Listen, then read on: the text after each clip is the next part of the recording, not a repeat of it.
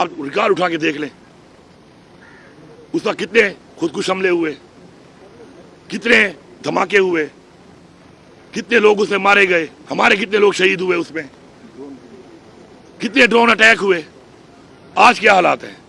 P D M 1 آئی، وہی حالات بن گئے، اب پی ڈی ایم 2 آئی، اس سے بدتر حالات ہو رہے ہیں۔ تو یہ آپ کی ذمہ داری ہے اور آپ کی وجہ سے ہوا ہے، آپ نے اس کو اون کرنا ہے۔ ٹھیک ہے، ہم مقابلہ کریں گے، ہم مقابلہ کر بھی رہے ہیں، لیکن اپنی فرائض سے روگردانی آپ نہیں کر سکتے۔ آپ آئیں، بیٹھیں، بات کریں، دلائل پہ بات کریں۔ آپ دلائل سے ثابت کر دیں کہ میں نے ملک کے خلاف سازش کی ہے، مجھے اس چوک پہ لٹکا دیں آپ، میں تیار ہوں اس کے لیے۔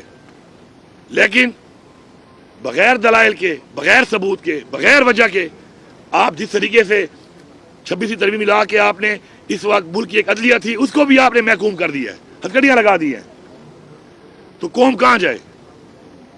کیا راستہ چھوڑا آپ نے قوم کے لیے؟ تو اس لیے اپنی ذات سے نکلیں، اپنی انا سے نکلیں اور ایک قوم بن کے سوچیں۔ اس کے لیے عمران خان صاحب نے پہلے بھی کہا ہے، بار بار کہا ہے، آؤ بیٹھو، مسئلے کو حل کرو، میرٹ پہ حل کرو، دلائل پہ حل کرو۔ جس کی غلطی ہے وہ اپنی غلطی مانے گا، جس کی غلطی ہے ثابت ہو، بالکل سزا ہمیں دیتے ہیں، ہم سزا کے لیے تیار ہیں، لیکن اگر سزا پہ بات آئے گی تو پھر سزا ہر ایک کو ہوگی۔ اگر میں یہ کہہ رہا ہوں کہ مجھے سزا دو اگر میری غلطی ہے، تو پھر جب اس ٹیبل پہ بیٹھیں گے اور اس بات چیت پہ بیٹھیں گے تو پھر ہر غلطی والے کو سزا دی جائے گی جس نے جب بھی کی ہے غلطی۔ تو اس کے لیے ہم تیار ہیں، پاکستان کے لیے ہم تیار ہیں۔